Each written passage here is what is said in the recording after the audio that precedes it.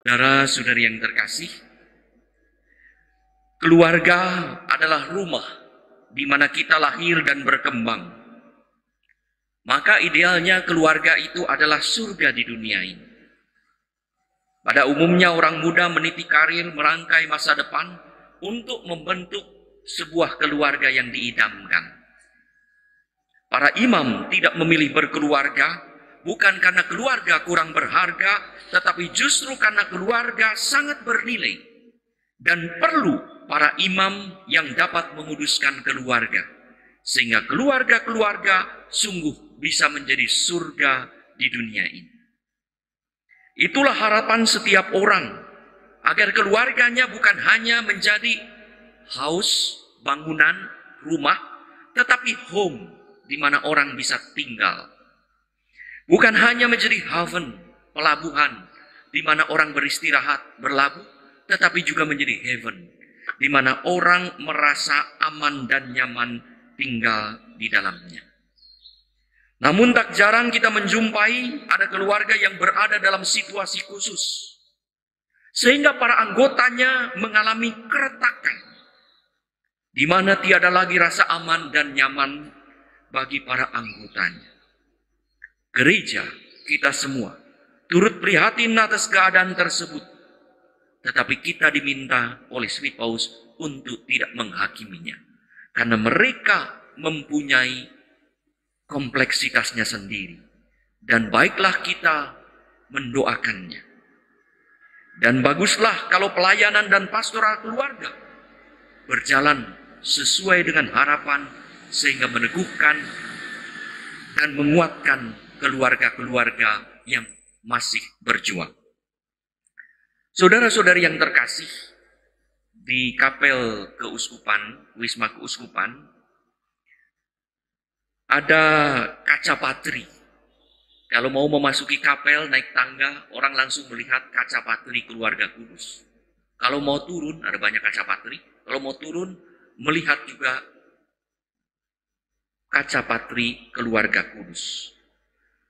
Itu disengaja dipasang di sana agar kami yang mau masuk ke kapel mengingat tentang kami berasal dari keluarga, kami harus mendukung keluarga, dan kami harus membantu keluarga-keluarga untuk menjadi kudus.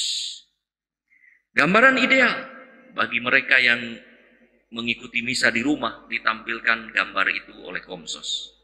Di situ ditampilkan ada Yusuf yang sedang melakukan pekerjaan pertukangannya, membelah kayu, membawa kampak. Dan di sampingnya ada lalu di ujung yang lain itu ada Maria sedang membawa benang untuk menyulam, membuat pakaian. Dan di tengahnya ada Yesus yang kecil sedang main pastor-pastoran, ya, bawa domba. Seperti Romo Hilman waktu kecil main pastor-pastoran gitu ya. Nah itu, seumur itu, umur 6, 7, ya, 7, 8. Sedang itu. Jadi luar biasa digambarkan keluarga sementara bekerja, orang tuanya bekerja, masih ada dalam bersama. Di mana Yesus masih bisa bermain. Ya, anak bisa bermain. Dan itulah gambaran ideal. Ada waktu bersama yang bermutu sebagai ungkapan kasih satu sama lain yang saat ini mungkin dilupakan waktu itu.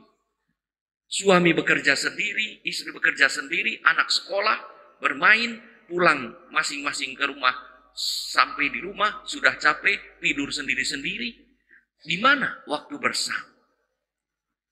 Malah petaka wabah pandemi COVID-19 ini bisa juga menjadi rahmat bagi kita, di mana Tuhan mengingatkan kita untuk memelihara waktu bersama yang dianugerahkan Tuhan sebagai saat yang berharga bagi keluarga-keluarga, di mana sekarang ini orang bekerja di rumah, berdoa di rumah, sekolah di rumah, pertemuan di rumah, bisa semua dilakukan di rumah. Bagaimana mengusahakan dan mengembangkan waktu bersama ini juga sehingga sungguh mengalami kembali kehidupan keluarga yang sesungguhnya. Saudara-saudari yang terkasih, dalam bacaan pertama, Abraham ditampilkan di dalam kitab suci Perjanjian Lama sebagai bapak keluarga dan bapak iman, di mana kepercayaan Allah menjadi dasar hidup seorang bapak keluarga yang kudus. Iman Abraham mengalahkan keinginan naluriah seseorang dalam keluarga. Tinggal tetap di rumah di tempatnya yang mapan, memiliki anak yang dapat menjadi ahli waris, dan memiliki keturunan yang dapat meneruskan terah keluarga. Saat Abraham harus meninggalkan keluarga dan diminta mengorbankan anaknya oleh Allah, Abraham mengikuti kehendak Allah karena percaya bahwa Allah mempunyai jalan untuk memenuhi janji, walau secara manusia jalan keluar saat itu tertutup. Akhir hidup orang beriman yang mengikuti jalan Tuhan adalah happy ending. Semua harapan dan kerinduan keluarga Abraham terwujud. Itulah perjuangan keluarga kudus perjanjian lama. Kehidupan keluarga kudus dalam perjanjian baru ditampilkan oleh keluarga Yesus, Maria, dan Yusuf. Mereka mewujudkan kehidupan imannya dengan mendengarkan dan melaksanakan apa yang difirmankan oleh Tuhan kepada mereka. Kita masih ingat bagaimana Maria menjawab ya pada malaikat Gabriel. Bagaimana Yusuf menuruti pesan malaikat dalam mimpi. Dan bagaimana Yesus berada dalam bait Allah pada usia 12 tahun dengan berkata, aku harus berada di dalam rumah Bapakku. Selain itu mereka mengungkapkan imannya kepada Tuhan dengan menjalankan aturan agama, tradisi agama, penyunatan dan pemberian nama pada hari ke-8, penyucian ibu yang melahirkan, persembahan Yesus kepada Allah sebagai anak sulung, sebagaimana kita dengar dalam Injil hari ini. Itulah tindakan kesalehan dari pasutri keluarga kudus. Dalam keluarga kudus, anak itu, Yesus, bertambah besar dan menjadi kuat, penuh hikmat dan kasih karunia Allah ada padanya. Dan ini ditegaskan kembali pada Lukas 2:52, dan Yesus makin bertambah besar dan makin bertambah hikmatnya dan besarnya, dan makin dikasihi oleh Allah dan manusia. Keluarga menjadi tempat ideal sehingga seseorang makin dikasihi oleh Allah dan makin dicintai oleh sesamanya. Menjadi tempat ideal untuk pengolahan hidup hingga anak sungguh menjadi anak terkasih Allah. Saudara-saudari yang terkasih, keluarga sebagai tempat olahraga, yaitu keluarga menjadi rumah orang berkembang secara fisik, di mana badan makin besar seiring bertambahnya usia karena mendapat asupan gizi yang memadai. Sebagai tempat olah jiwa, keluarga menumbuhkan nilai-nilai kemanusiaan sehingga seseorang makin matang secara mental dan secara moral. Sebagai olah roh, keluarga menanamkan nilai-nilai Kristiani hingga orang makin dekat dengan Tuhan. Disitulah keluarga menjadi sekolah kemanusiaan, di mana pasangan pasutri dan anak-anak sebagai keluarga berkembang dalam keutamaan-keutamaan manusia. Makin sabar, makin mampu mengorbankan diri satu sama lain. Tidak mungkin suatu keluarga menjadi kudus tanpa mengorbankan satu sama lain demi kasih satu sama lain. Lalu menjadi rumah kekudusan, di mana keluarga berkembang, tempat berkembang iman. Bagaimana bisa berkembang iman kalau tidak ada doa bersama? Kalau kitab suci tidak pernah dibaca di dalam keluarga?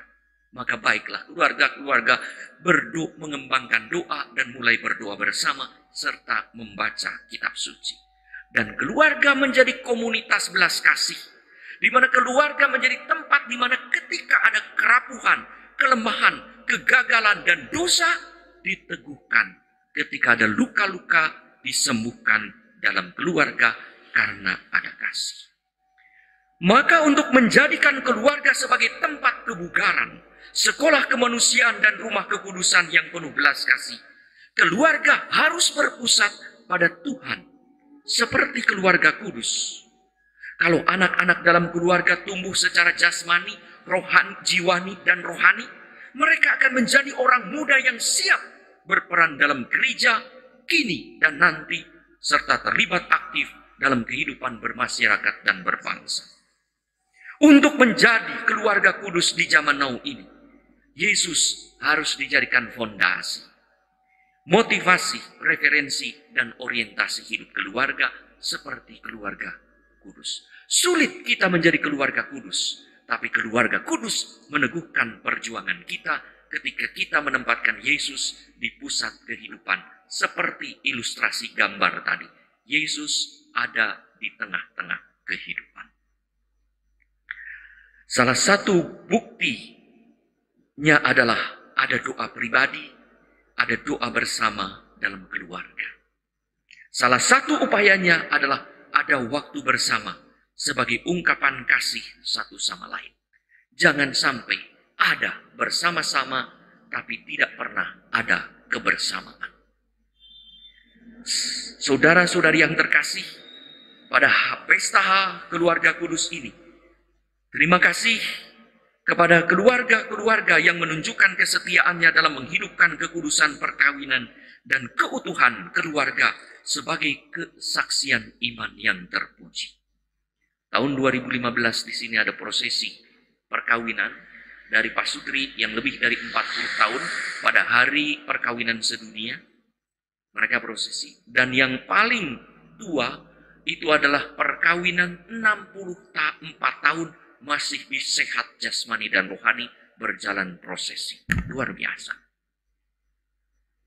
Kita doakan keluarga yang mengalami situasi khusus, kesulitan, hingga masih berjuang untuk mewujudkan keluarga ideal menjadi keluarga kudus. Mereka sudah berat, jangan kita bebani dengan penghakiman yang kurang pas. Mari kita doakan keluarga-keluarga ini, sehingga menjadi keluarga-keluarga yang sungguh bermakna. Kalau saya dalam pesan Natal menyampaikan 3 frase, untuk keluarga saya menambahkan 1 frase. Sehingga menjadi 4 frase yang boleh menjadi budaya dalam keluarga. Kalau ada apa-apa berkata, I am sorry. Maafkan saya kalau ada sesuatu. Thank you. Terima kasih kalau mendapatkan sesuatu. Dan yang ketiga, I love you. Saya sayang padamu. Dan yang keempat, God bless you. Tuhan memberkati. Keluarga kudus, Yesus, Maria, dan Yosef, doakan kami, keluarga-keluarga, dengan segala luka dan duka, dengan segala pengalaman, sukacita, dan bahagia.